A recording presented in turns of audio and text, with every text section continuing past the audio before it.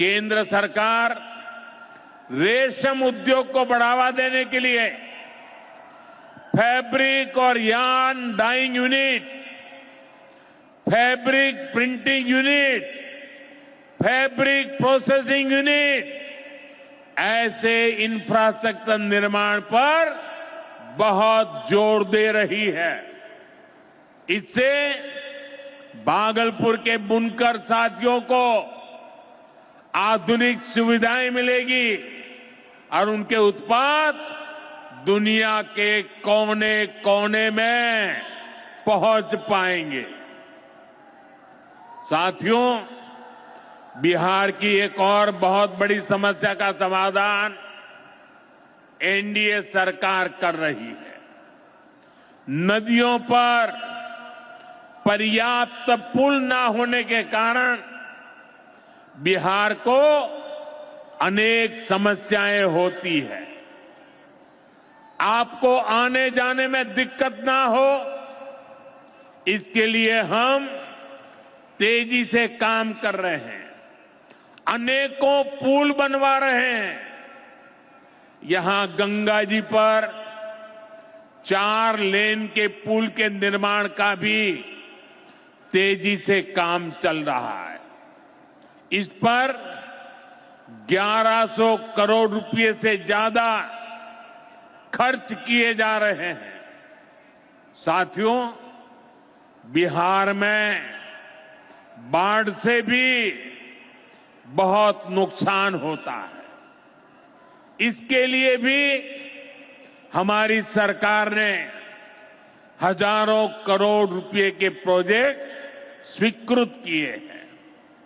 इस वर्ष के बजट में तो पश्चिमी कोसी नहर ईआरएम परियोजना के लिए मदद देने की घोषणा की गई है। इस परियोजना से मिथिलांचल क्षेत्र में 50,000 हेक्टेयर भूमि सिंचाई के दायरे में आएगी। इससे लाखों किसान परिवारों को लाभ होगा। साथियों, एनडीए सरकार किसानों की आय बढ़ाने के लिए अलग अलग स्तर पर काम कर रही है। भारत में उत्पादन बढ़े, दलहन और तिलहन में हम आत्मनिर्भर हो, यहां ज्यादा से ज्यादा फूड प्रोसेसिंग उद्योग लगे और हमारे किसानों के उत्पाद दुनिया भर तक पहुंचे। इसके लिए सरकार एक के बाद एक नए कदम उठा रही है। मेरा तो सपना है कि दुनिया की हर रसोई में भारत के किसान का उगाया कोई न कोई उत्पाद होना ही चाहिए। इस वर्ष के बजट ने भी इसी विजन को आगे बढ़ाया है। बजट में एक बहुत ही बड़ी पीएम धन धान्य योजना की घोषणा की गई है। इसके तहत देश के 100 ऐसे जिलों की पहचान की जाएगी जहां सबसे कम फसल उत्पादन होती है। फिर ऐसे जिलों में खेती को बढ़ावा देने के लिए विशेष अभियान चलाया जाएगा। दलहन में आत्मनिर्भरता के लिए मिशन मोड पर काम किया जाएगा। किसान ज्यादा से ज्यादा दालें उगाए, इसके लिए किसानों को प्रोत्साहन मिलेगा। दालों की एमएसपी पर खरीद को और अधिक बढ़ाया जाएगा। साथियों, आज का दिन एक और वजह से बहुत खास है। हमारी सरकार ने देश में 10,000 एफपीओ किसान उत्पादक संघ बनाने का बड़ा लक्ष्य रखा था। आज मुझे ये बताते हुए खुशी है कि देश ने इस लक्ष्य को प्राप्त कर लिया है।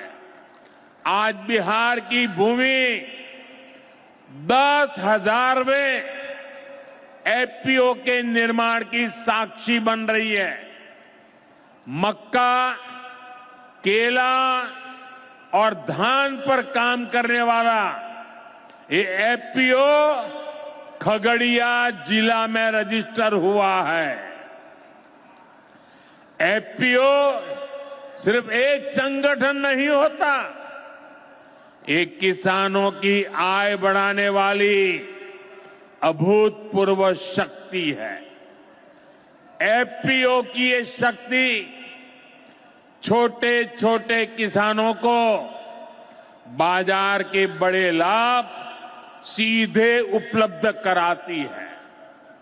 एफपीओ के जरिए आज तमाम ऐसे अवसर हमारे किसान भाइयों बहनों को सीधे मिल रहे हैं जो पहले उपलब्ध नहीं थे। आज देश के करीब 30 लाख किसान एफपीओ से जुड़े हैं और बड़ी बात यह कि इसमें करीब 40% हमारी बहनें हैं। ये एफपीओ आज कृषि क्षेत्र में हजारों करोड़ रुपए का कारोबार करने लगे हैं। मैं सभी 10,000 एफपीओ के सदस्यों को भी बहुत बहुत बधाई देता हूं। साथियों, एनडीए सरकार बिहार के औद्योगिक विकास पर भी उतना ही बल दे रही है। बिहार सरकार भागलपुर में जो बहुत बड़ा बिजली कारखाना लगा रही है, उसको कोयले की भरपूर आपूर्ति की जाएगी। इसके लिए केंद्र सरकार ने कोल लिंकेज को स्वीकृति दे दी है।